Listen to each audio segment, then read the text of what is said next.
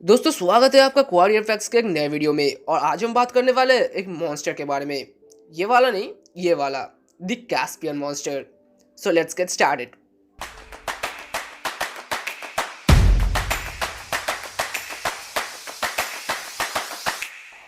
अब में से बहुत से लोगों ने ऐसे थंबनेल्स देखा ही होगा और सोचा होगा कि ये कोई क्लिकबेट थंबनेल है, ऐसा रियल लाइफ में कभी हो ही नहीं सकता। पर अगर आप सच में ऐसा सोचते हैं तो आप गलत है। इसे सच में बनाया गया था और सच बताओ तो ये एक सोवियत टेक्नोलॉजिकल मार्वल था। दिखने में प्लेन जैसे होने के बावजूद बेसिकली ये था एक ground effect vehicle. Ground effect vehicles basically उन प्लेन्स को कहा जाता है जो सी सरफेस के बहुत करीब से उड़ते हैं। सामने से आने वाले हवा, सी सरफेस और एयरक्राफ्ट के विंग्स के बीच में एक एयर का कुशन तैयार करता है और एयरक्राफ्ट उस एयर के कुशन के ऊपर एक तरीके से स्की करते हुए आगे बढ़ता है। जीवीज नॉर्मली सी सरफेस से 15 से 20 मीटर ऊपर से उड़ता है। इससे ज्यादा ऊपर से उड़ने में ग्राउंड इफेक्ट लॉस्ट हो सकता है। ग्राउंड इफेक्ट की वजह से ही ये जीवीज किसी प्लेन से हाफ फ्यूल यूज करते हुए भी उससे करीब डबल वजन कैरी कर सकता है। अगर स्पीड की बात करें तो ये किसी प्लेन की स्पीड तो अचीव नहीं कर सकता, पर उस समय किसी भी शिप से ये बहुत तेज चल सकता है। ग्राउंड इफेक्ट को फर्स्ट नोटिस किया गया था अर्ली 1920s में, जहां पे कुछ पायलट्स का कहना था कि वो जब प्लेन को किसी सी सरफेस के ज्यादा करीब से उड़ाता है तो प्लेन ज्यादा स्टेबल होता है। इसके बाद 1934 में US National Advisory Committee for Aeronautics ने एक रिपोर्ट पेपर पब्लिश किया जिसका टाइटल था ground effect on the take off and landing of airplanes. इसके बाद यूरोप और अमेरिका के बहुत से देशों ने इस टेक्नोलॉजी को डेवलप करना शुरू कर दिया, पर सोवियत इसे एक अलग ही लेवल पे ले गए। वो लोग इसे डेवलप करना चाहते थे यूएस एयरक्राफ्ट कैरियर्स के एक ऑल्टरनेटिव के हिसाब से। इन जीवीज का काम था स्कीइंग करते हुए बहुत ही फास्ट एयरक्राफ्ट कैरियर के पास जाकर मिसाइल लॉन्च करके एयरक्राफ्ट कैरियर को डिस्ट्रॉय कर देना। बट अनफॉर्चुनेटली सोवियट्स का ये ड्रीम प्रोजेक्ट कभी पूरा ही नहीं हुआ।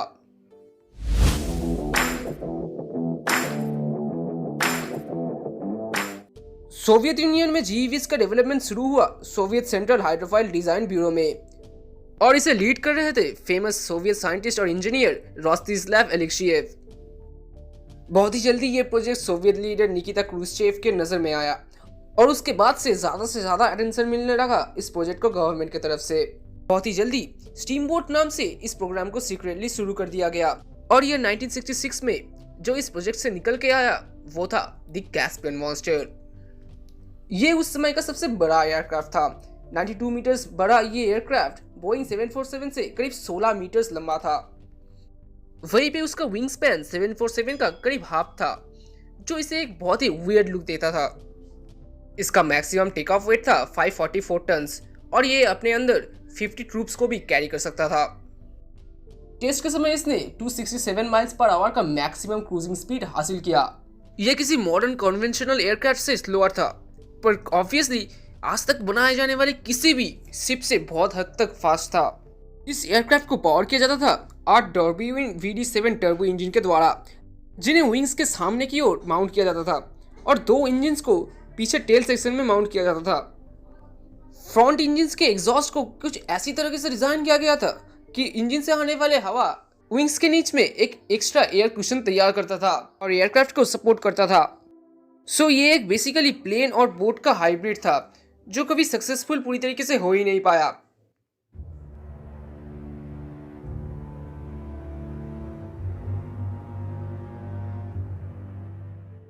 क्रायोप्लेन का फर्स्ट फ्लाइट 16 अक्टूबर 1966 में किया गया कैस्पियन सी में। इस प्रोजेक्ट को लीड कर रहे थे खुद रोस्तिस्लाव एलेक्शियेव। फर्स्ट टेस्ट पूरी तरीके से सक्सेसफुल तो हुआ, पर आगे और भी बहुत सारी मुश्किलें आना बाकी था। टेस्ट के 2 साल बाद सोवियत लीडर निकिता क्रूश्चेव को रिप्लेस किया लेओनिड ब्रेजनेव ने, और अनफॉर्चुनेटली ये क्रायोप्लेन्स के बारे में उतना एक्साइटेड नहीं थे। 1980 तक 14 इयर्स ये प्रोजेक्ट अटका रहा किसी भी गवर्नमेंट फंडिंग के बिना। आखिर में 1980 में एक टेस्ट फ्लाइट कंडक्ट किया गया जो कि इस प्लेन और इस प्लेन के क्रिएटर दोनों की ही मौत का कारण बना। 14 जनवरी 1980 में एक टेस्ट के दौरान ये प्लेन क्रैश कर गया और एलेक्शियेव बहुत ही बुरी तरीके से घायल हो गए और 2 ऑपरेशंस के बाद 9 फरवरी उनका देहांत हो गया। इसके बाद 15 दिसंबर 1980 में केएम का एक और टेस्ट किया गया। इस समय तक मेंटेनेंस की कमी की वजह से प्लेन का हालत बहुत ही खराब हो चुका था। इस दिन प्लेन के पायलट ने फ्लाई करने के लिए रिक्वायर्ड स्पीड गेन करने से पहले ही नोज को ऊपर करने की कोशिश की और केम फिर से क्रैश कर गया कैस्पियन सी में। इस एक्सीडेंट में किसी का मौत नहीं हुआ एक्सेप्ट खुद कैस्पियन सी मॉन्स्टर का।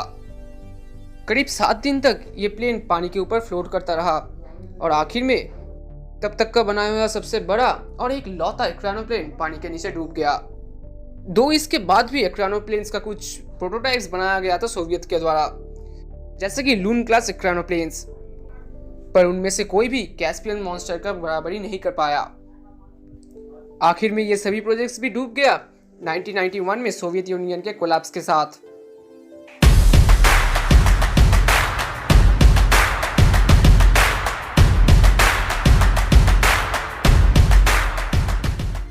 (1980s) के बाद सोवियत के अलावा भी बहुत सी कंट्रीज ने जीईवीज बनाने की कोशिश किया। Germany, Japan, South Korea, China, इन सभी कंट्रीज ने कमर्शियल यूजेस के लिए जीईवीज को डेवलप करना शुरू कर दिया। आज के दिन में Germany, south Korea, Iran, Lithuania भी जीईवीज बनाते हैं। नियर फ्यूचर में ये बहुत हद तक पॉसिबल है कि हम बहुत बड़ी स्केल पे जीईवीज का यूसेज देखें सिविलियन पर्पसेस के लिए, बट अनफॉर्चुनेटली शायद कोई भी इस लेजेंडरी मॉन्स्टर के जैसा नहीं होगा।